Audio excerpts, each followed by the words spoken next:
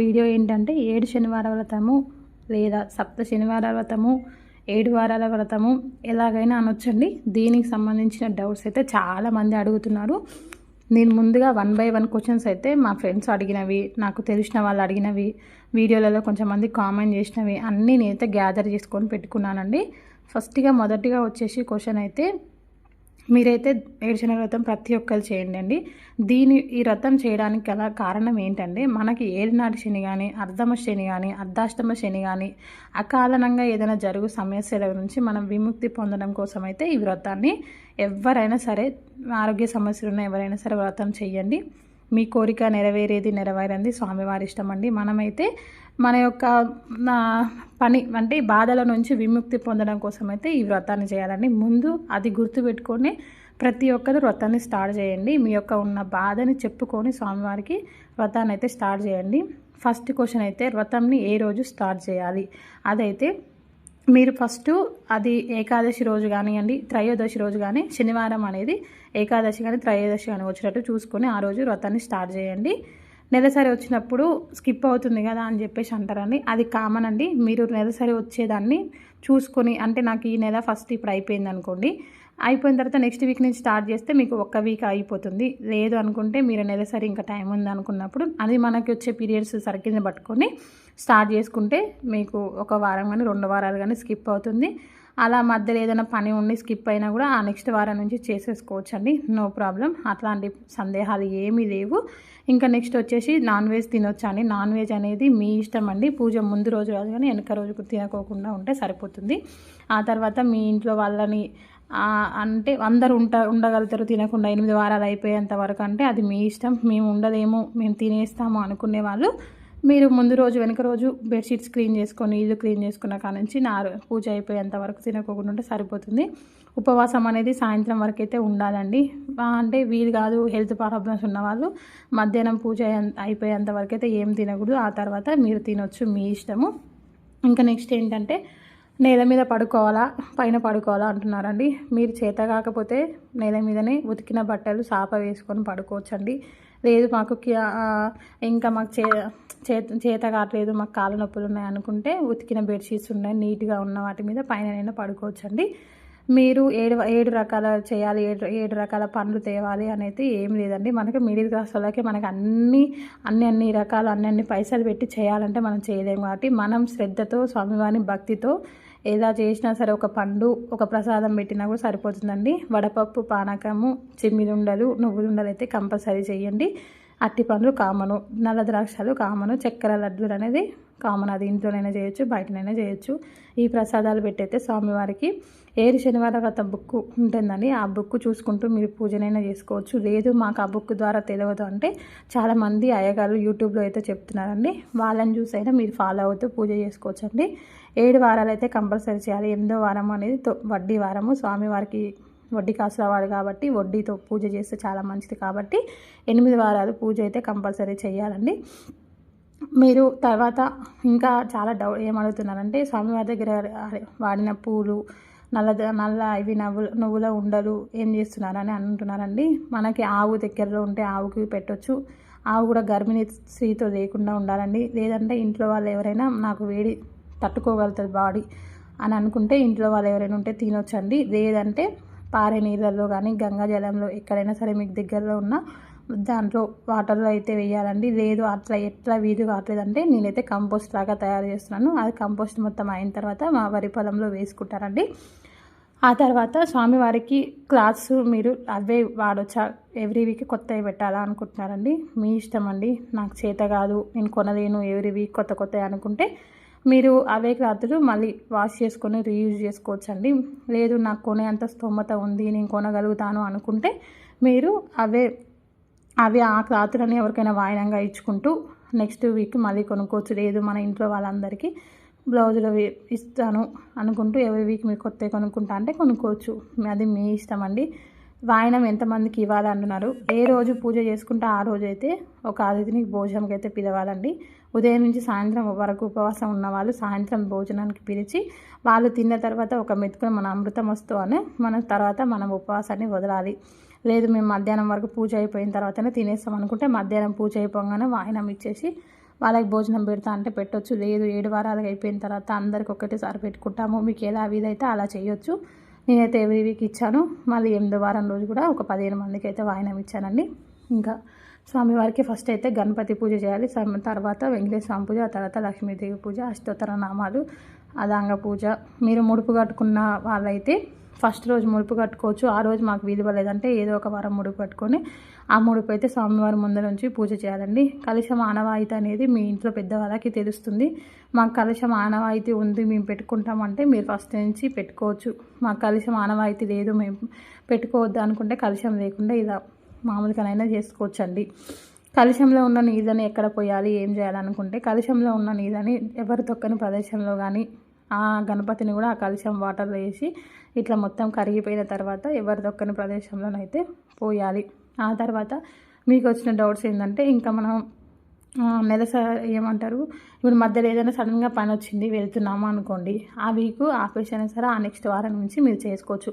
పనులు సడన్గా ఎవరికైనా ఏదైనా ఆటంకాలు వచ్చినప్పుడు అయినా సరే ఆ వారం వదిలేసి ఆ తర్వాత వారం చేసుకోవచ్చు.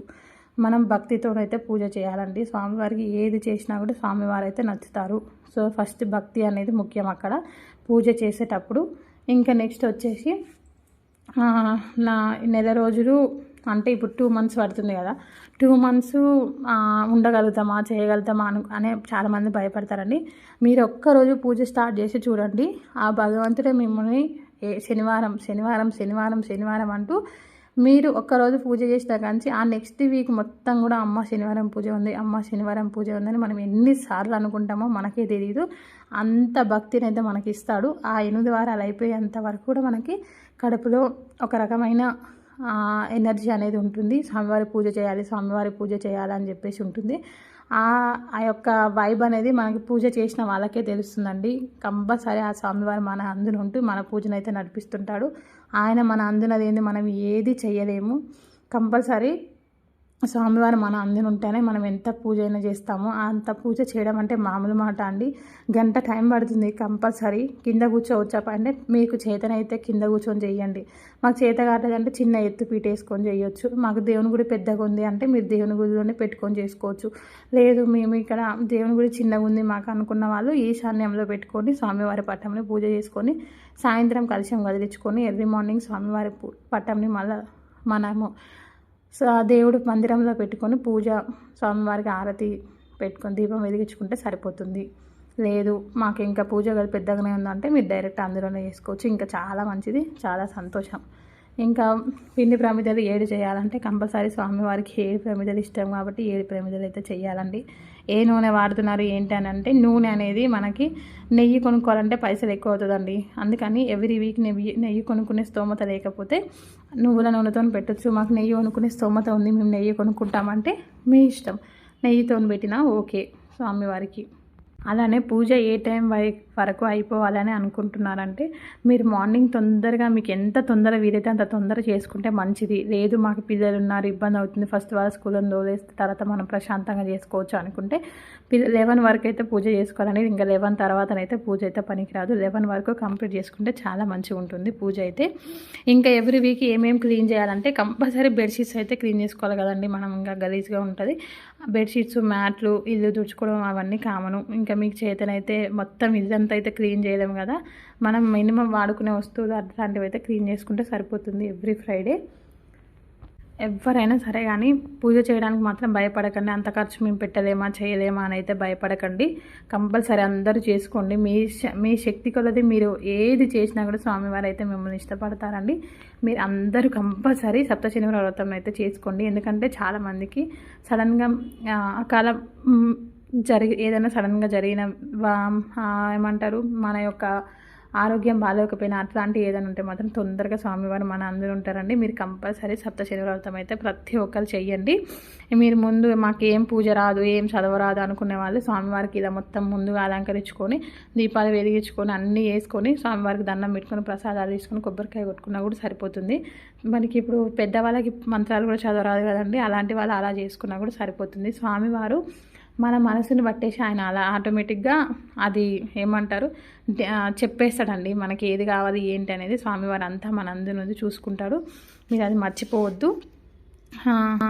అమ్మో ఇంత పూజ చేయగలుగుతామా అనేది అస్సలు అనుకోకండి. ఒక్కరోజు స్టార్ట్ చేశారంటే కథమండి, మీరే మొత్తం కంప్లీట్ చేయగలుగుతారు హ్యాపీగా. స్వామివారికి ఇష్టమైనంత అమ్మో అంతమందికి భోజనాలు పెట్టాలా ఎంతమందికి మీరు ఆ రోజు అంతమందికి భోజనాలు పెట్టలేదు అనుకోండి, 7వ వారం రోజు కొంచెం పులిహోర వేసేసి బయట టెంపుల్లో కానీ ఎక్కడో ఒక దగ్గర ఉంటారు కదండి తీసుకునే వాళ్ళకి ఒక 7గురికి పులిహోర ప్యాకెట్స్ ఇచ్చేసి ఒక 2 అరటిపండ్లు వాయినం లెక్కిచ్చేసి రండి. అలా అయినా సరిపోతుంది. అంతేగాని మనం మొత్తం ఒక మన ఇంటికి పిలవాలి, అన్ని వంటలు చేయాలి, పెట్టాలి, మన శక్తి కొలదండి. మనం ఎంత సింపుల్గా చేసుకున్నా సరే స్వామివారికి నచ్చేటట్టు మనం చేసుకునే విధానం స్వామివారికి నచ్చేటట్టు ఉంటే సరిపోతుందండి. అంతకుమించి ఇంకేమొద్దు. నావైతే 8 వారాలు కంప్లీట్ అయిపోయాయండి. ఇంకా మీరు దేని గురించి అయితే ఆలోచిస్తున్నారో దాని గురించి పూజని మనసులో అనుకొని స్వామివారికి పూజ అయితే స్టార్ట్ చేయండి. చాలా మంచి జరుగుతుంది. ఈ ఇయర్ ఇంకా చేయలేకపోయిన వాళ్ళు నెక్స్ట్ ఇయర్ మాత్రం కార్తీక మాసంలో స్టార్ట్ చేసేసేయండి. చాలా మంచి జరుగుతుంది. కార్తీక మాసంలో కానీ శ్రావణ మాసంలో కానీ మంచి రోజులు ఎప్పుడు ఉంటే అప్పుడైతే చూసుకొని స్టార్ట్ చేసేసేయండి. మీ యొక్క డౌట్స్ అన్నీ క్లియర్ అవుతాయి అనుకుంటున్నాను ఈ వీడియో ద్వారా. ఏంటంటే చాలామంది భయపడుతున్నారు, అంటే ఇంత ఖర్చు మేము పెట్టలేమని. ఏం వద్దండి, చాలా సింపుల్గా ఈజీగా చేసేసుకోవచ్చు. చురుకగా తేలికగా చేసేసుకోవచ్చండి స్వామివారి పూజ అయితే. స్వామివారు మనం ఎలా చేసినా సరే స్వామివారు ఆయన ఆటోమేటిక్గా మనల్ని స్వీకరిస్తాడు. ఆయన ముందు మనం కూర్చొని ఓం శ్రీ వెంకటేశాయ నమః, ఓం గోవిందాయ నమః అన్నామంటే చాలండి, మనం మొత్తం ఇంకా ఆయన మార్గంలో నడుస్తున్నట్టే అనిపిస్తుంది మనకైతే. ఈ యొక్క వీడియోతో అయితే చాలామంది మిడిల్ క్లాస్ వాళ్ళు భయపడుతున్నారు కదా, వాళ్ళందరి డౌట్స్ అయితే క్లియర్ అవుతాయని అనుకుంటున్నానండి. ప్రతి ఒక్క ఇంకేమైనా ఉన్నా కూడా మీకైతే కామెంట్ బాక్స్లో కామెంట్ చేయండి. నేను ప్రతి ఒక్క కామెంట్కి రిప్లై అయితే ఇస్తాను. ఈ వీడియో కనుక మీకు అందరికీ నచ్చుతుందని చెప్పేసి నేను అనుకుంటున్నానండి. ప్రతి ఒక్కరు ఒక చిన్న లైక్ అయితే ఇవ్వండి. నా యొక్క ఛానల్ అయితే సబ్స్క్రైబ్ చేసుకోండి. Please do like, share, subscribe my channel. Bye friends. Like అయితే hi friends, welcome back to our channel Meena vlogs. ఈరోజు అయితే నా వీడియో ఏంటంటే 7 శనివారాల వ్రతము లేదా సప్త శనివారాల వ్రతము, 7 వారాల వ్రతము ఎలాగైనా అనొచ్చండి. దీనికి సంబంధించిన డౌట్స్ అయితే చాలామంది అడుగుతున్నారు. నేను ముందుగా 1 by 1 క్వశ్చన్స్ అయితే మా ఫ్రెండ్స్ అడిగినవి, నాకు తెలిసిన వాళ్ళు అడిగినవి, వీడియోలలో కొంచెం మంది కామెంట్ చేసినవి అన్నీ నేనైతే గ్యాదర్ చేసుకొని పెట్టుకున్నానండి. మొదటిగా వచ్చేసి క్వశ్చన్ అయితే, మీరైతే 7 శనివారాల వ్రతం ప్రతి ఒక్కరు చేయండి అండి.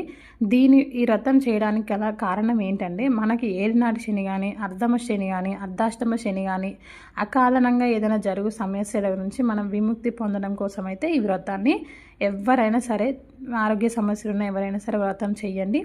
మీ కోరిక నెరవేరింది స్వామివారి ఇష్టం అండి. మనమైతే మన యొక్క పని అంటే బాధల నుంచి విముక్తి పొందడం కోసం అయితే ఈ వ్రతాన్ని చేయాలండి. ముందు అది గుర్తుపెట్టుకొని ప్రతి ఒక్కరు వ్రతాన్ని స్టార్ట్ చేయండి. మీ యొక్క ఉన్న బాధని చెప్పుకొని స్వామివారికి వ్రతాన్ని అయితే స్టార్ట్ చేయండి.